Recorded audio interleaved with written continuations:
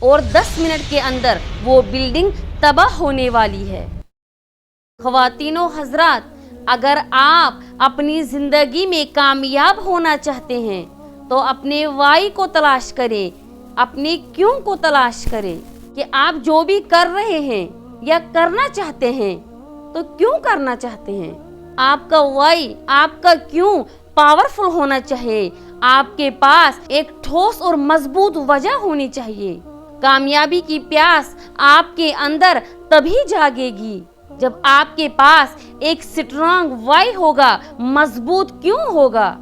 इसलिए कोई भी काम शुरू करने से पहले अपना वाई डिफाइन करें कि अगर आप ये काम करना चाहते हैं तो क्यों करना चाहते हैं। अगर आपका वाई पावरफुल होगा तो आपका हाउ आसान हो जाएगा।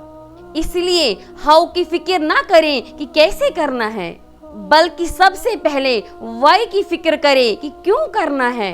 हम सारी जिंदगी यही सोचते रहते हैं कि क्या करना है, कैसे करना है। इन सवालों के जवाब हम ढूंढते रहते हैं, लेकिन क्यों करना है, इस सवाल का जवाब हमारे पास नहीं होता है।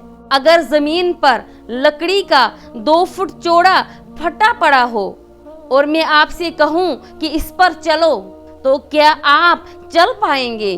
बिल्कुल चल सकते हैं, चल पाएंगे, क्योंकि ये तो बहुत आसान है, इस पर तो कोई भी चल सकता है। लेकिन अगर वही लकड़ी का तख्ता 10 मंजिल ऊंची 2 बिल्डिंग्स के छत पर उनके दरमियान लगा हो, तो क्या आप उस तख्ते पर चल सकते हैं? उस तख्ते पर चलकर एक बिल्डिंग से लेकर दूसरी बिल्डिंग तक जा सकते हैं?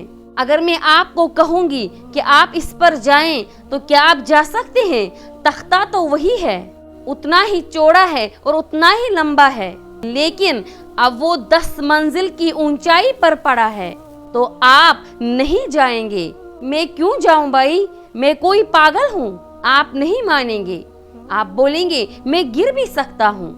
लेकिन हकीकत तो ये है कि आप जा सकते हैं, आप अभी भी जा सकते हैं। अगर आपको पता हो कि दूसरी बिल्डिंग की छत पर मेरा छोटा सा मासूम बच्चा है और 10 मिनट के अंदर वो बिल्डिंग तबाह होने वाली है, एक धमाके से वो बिल्डिंग उड़ जाएगी, तो क्या आप अपने उस मासूम बच्चे को बचाने के लिए जाएंगे? आप जरूर जाएंगे। आप जान की बाजी लगाकर उस तख्ते पर चलकर जरूर जाएंगे।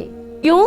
क्योंकि आपका वाई क्लियर है, आपको अपने बच्चे को बचाना है। ख्वातीनो हजरात, वीडियो के आखिर में मैं बस इतना कहना चाहती हूँ, जिंदगी में कुछ भी करने से पहले अपने वाई को जरूर क्लियर करें, ताकि आपका हाउ आसान हो जाए।